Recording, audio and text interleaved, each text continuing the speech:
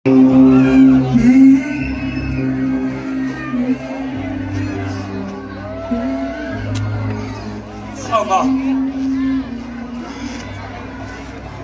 Ama ko at paterme.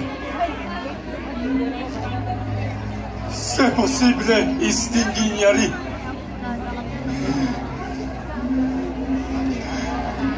Ama kong makalawangi. Na kung baga mangyayari. Traset ame. Calix este. Ama kong makalooban. Mangyayaring iyong iliban. Na huwag kong mainuman. Ang kalis ng kapaitan na darating sa katawan na ang dugo ko siyang uhugas sa kasalanan ng lahat at ang krus na mabigat na siyang susi at lunas pagtubos ko't pagtupad. Diyos ko't Panginoon, natupad na ang iyong layon dito sa aking pagkanlong. Yet si Maling mayabong, ang sugo may inuukol. Panginoon ko't Ama, mangyayaring lahat na kalooban mong pagtatalaga sa anak mo sinisinta. Sa pagsakop ko sa sala, ako'y hindi mamamatay nang dahil sa kanya lamang, kundi sa lahat na nagkasala at sumuway sa Diyos ko't aking Ama.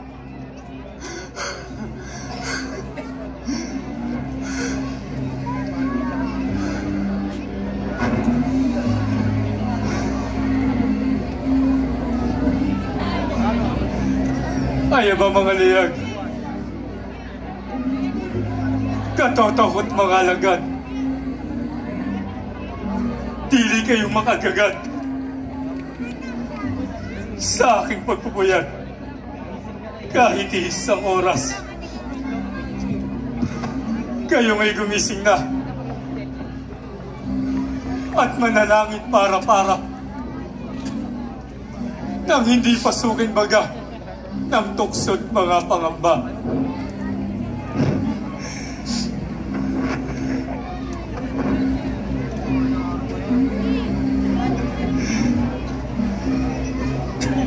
Ama, minamahal ko sa tuwina. Ako'y hindi sasala sa pagkamatay ko't dusa. Ako'y tumatalima.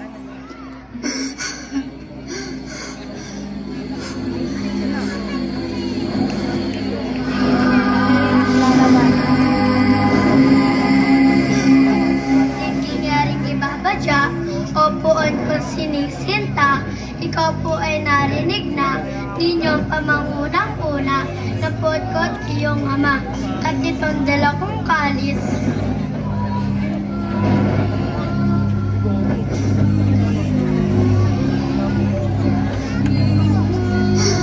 Siyang iinuming mong pilit, ng aking sakdal na pait, na ipaparayan tikis, ng taong lilot malawis. Iyan mga alagad mo, minamahal mong totoo, kakailanganin ang puon ko, na di madaing matalo, na di lang masamang tukso, ang di niya may tulot sa iyong pagkaloob, yaong hihimong masayot, na dugo mo ay masakop, at tao sa sansinukot, sapagkat pastor kang tunay, nitong mundo ng kabilugan, ebehang sino pa man, kundi pasok sa bakuran, hindi mo sasakupan.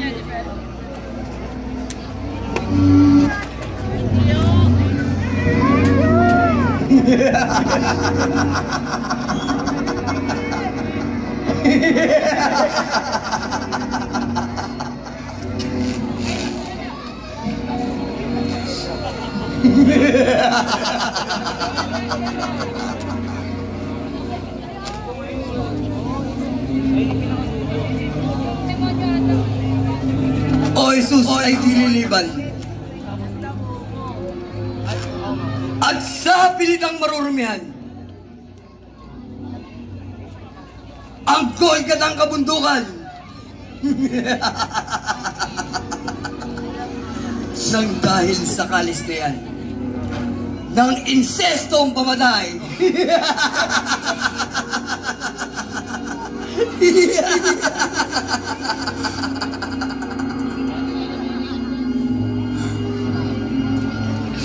At sa kanilang mga kapatid,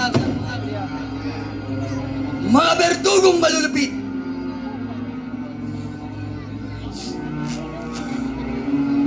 iyahain mo bang tigis? At kahit anong masapit,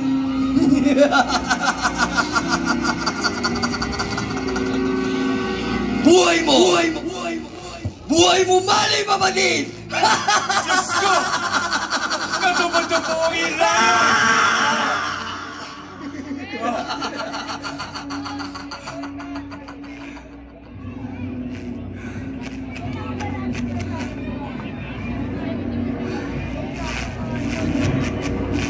Pakinggan mo yamang disukan. At nang sayo, at nang maniwala ka,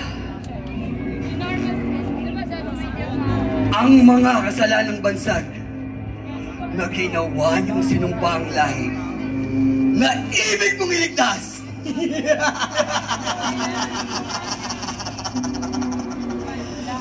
Tatlong oras lamang, Jesus, at nang masubo ka, maikling totoong tanging talastas mo, at nang maipaalaala ko sa'yo,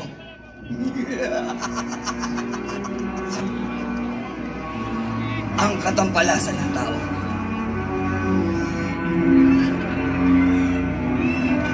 Marahil, Jesus, marahil kakailanganin mo ang 1,000 araw.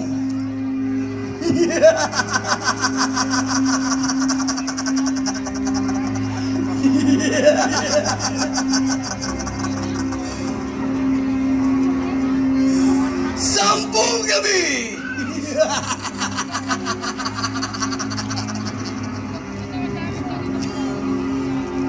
Tatapot sasamantalahin ko ang panahon.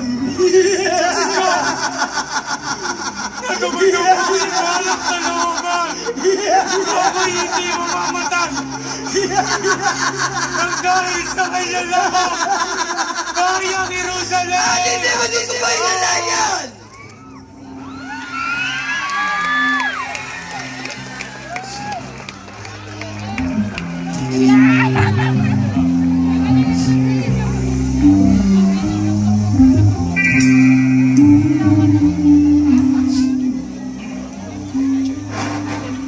Sa gulong-gulungan sa akin, sa pagkamatay kong mapait,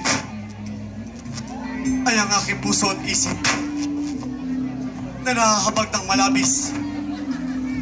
Kaya minamahal kong Ama, walang hanggang yabang itilo mo na. Ako po'y tumatalima ang pagkamatay ko sa dusa.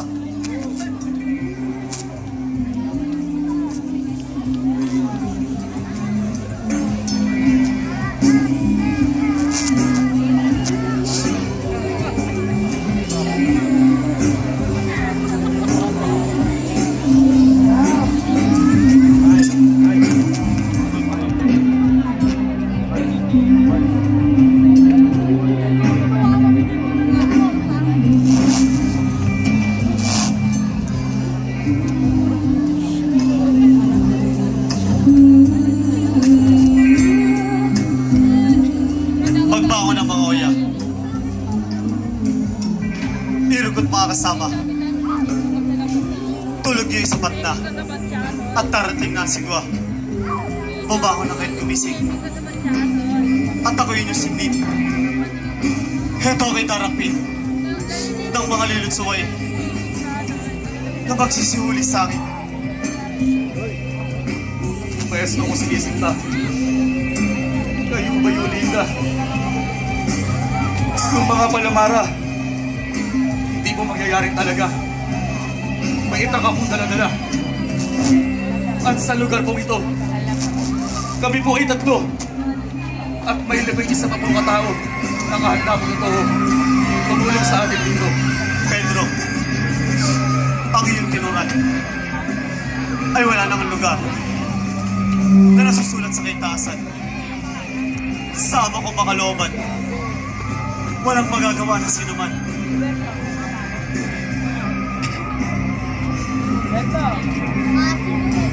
Maestro ko nililigan. Bakit ang iyong mukha ay may sugat?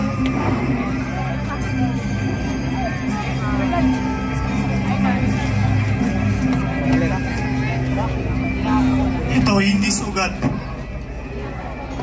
kundi pawis ko sa hirap dahil sa sala ng lahat. Bakit ang maestro namin hindi mo kami ginising upang kami katulungin sa mga hirap at sakitin sa inyo pong pananalamin at hindi salubungin ang mga lilitsukin na magsisihuli sa akin? Juan, Maestro, ako yung sindi mo. Kung ako'y mahuli na, siya ang mga palamara. Lumakad ka kapag daka doon sa Puerto Dorada at samahan mo ang aking ina. Siya yung mahalin na parang ina mo rin. At ikaw ay anak din sapagkat marami pang titisin ang kanyang sasapitin. Juan, ako yung dinggin. At hindi salubungin ang mga lilutsuwail na magsisiuli sa akin. Maestro ko pinalaban. Pedro, ika'y magdahan-dahan.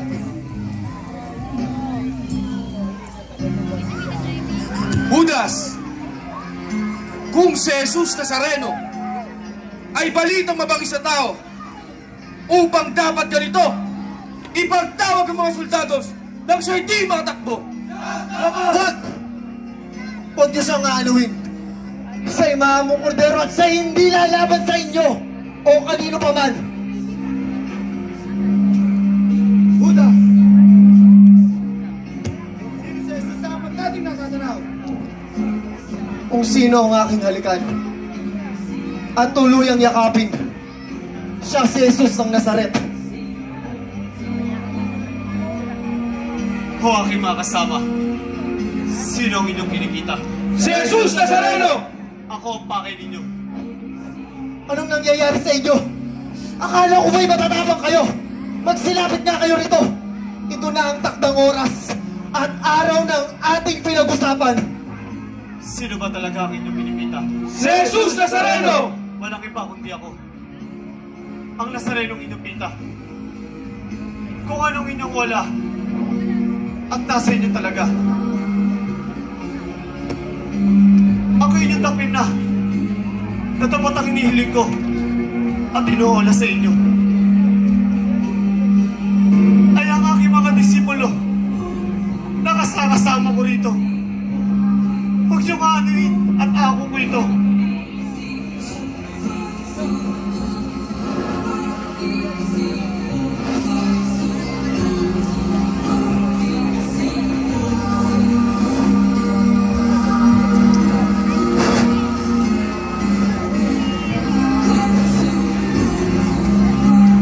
Abi-rabi. Abi-rabi ang aking paggalang. Maestro kong minamahal. Amised Ken Minister. Katotokot aking kasin. Anong layo ng gabi? At may panibagong reliksi sa iyong mga kampi.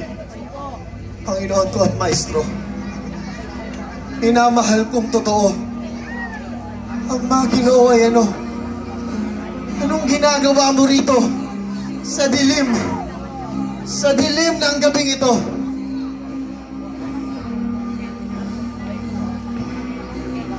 Ngayon ko nakikita. Ang kami halik pa lang. Sa aking pagkikilala sa iyong mga kasama. Marco, ano bang inaantay? Takpin agad!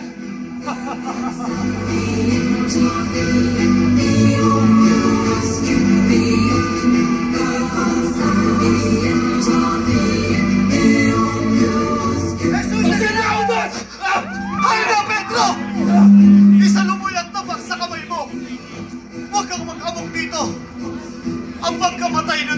mapapatay. Hindi totoo. Ako may tumatalima. Sa may pumunta na.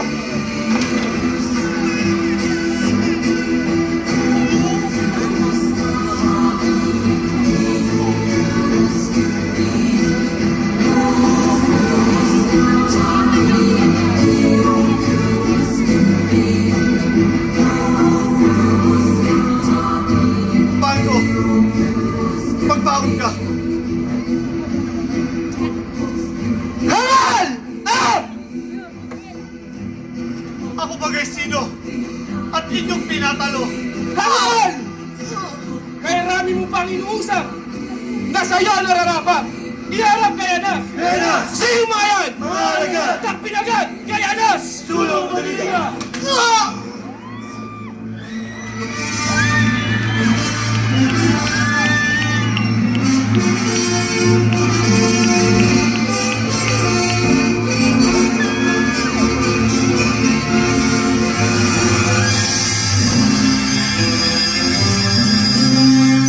Ang pagsasama-sama ni na Jesus at ng kanyang mga alagad sa araw ng Pasko ay naging hudyat ng huli nilang pagsasalo-salo na magkakasama. Ito rin ang naging hudyat upang magbigay ng mga huling habilin at gawain si Jesus sa kanyang